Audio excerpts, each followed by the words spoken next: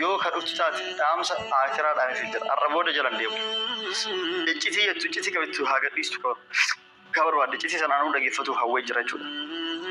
Kasiin ayyuu fuudhuu isaatiin kan aarsu iccitii guddaa jireetti. Adiistu tokko arrabooda jala deemee hin barbaadu abdii kutee jira jechuudha. Dhufti taanaan dhufiin dhufti haafti taanaan haaftu.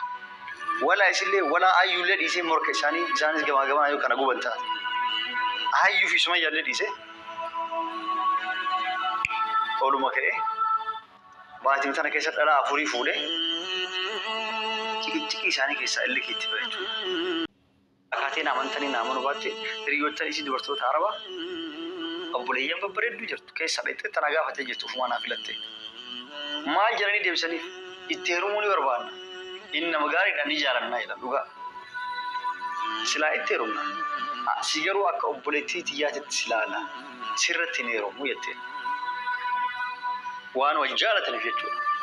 San qofa iyyuu miti. Namoota nabee kan arabdoo ta'e mana ofii tura naqanii dubartii ofii keessa tana laalladhu. Barbaadde laalladhu keessaa fuudhii nama naan jedhe jiran amantanii nama hubatanii laaqana mana naaf feeran.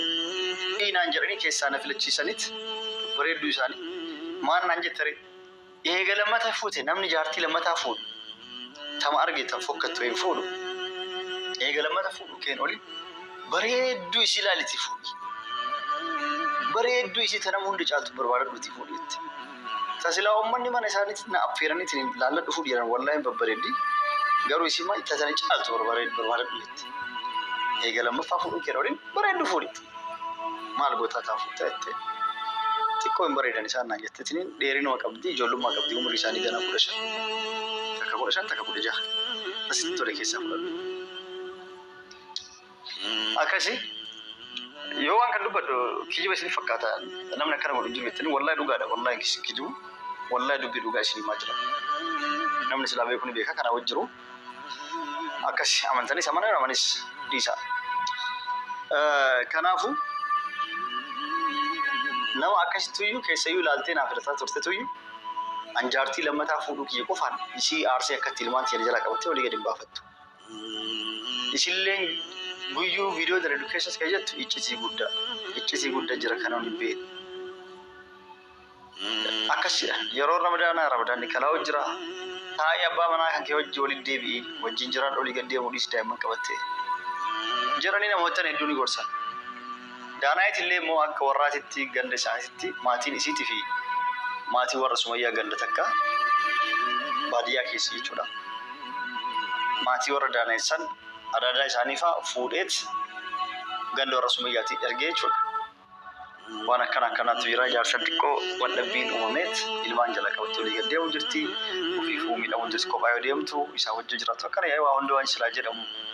Jedhanii karatanii maatii isaanii akka isaan tole jechisiisaniif bilbilaan akka isaan achi itti ka'anii ittiin himanii walitti nu araarsaniif maanguddoo akkas jettellee isin maal jetteen nu jidduu isin waan hin beeknetu jira nu jidduu hin galinaa jetteenis maanguddollee haala isaa ofirraa jechuudha.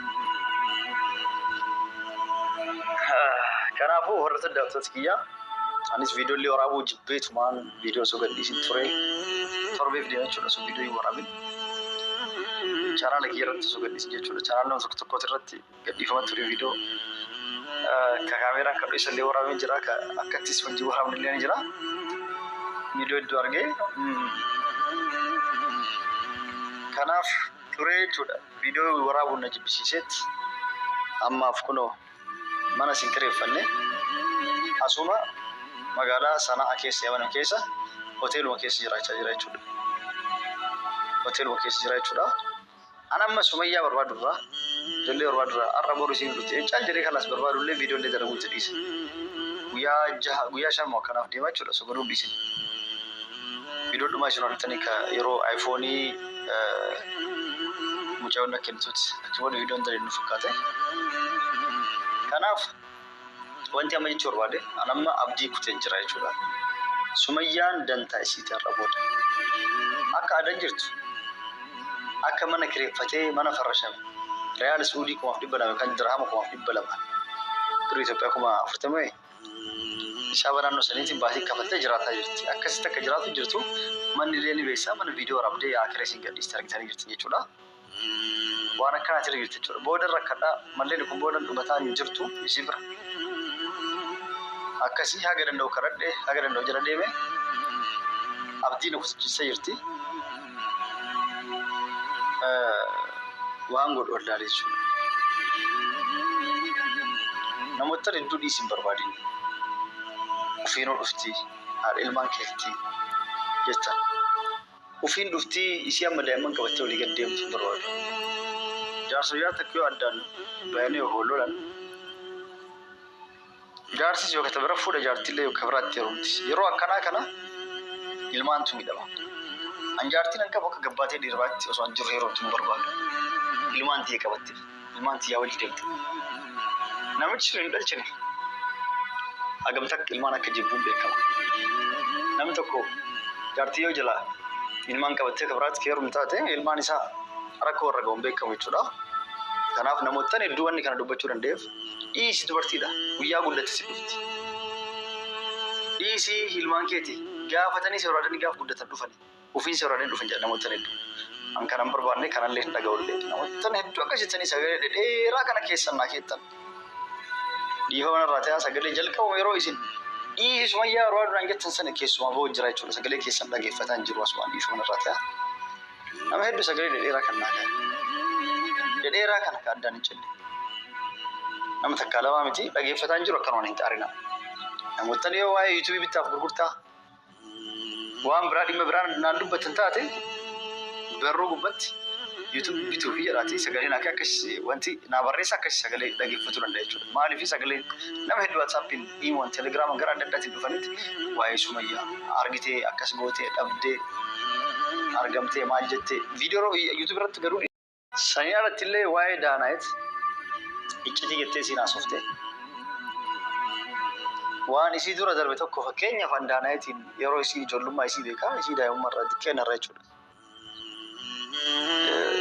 Xiqqoo isiin guddatu jirti.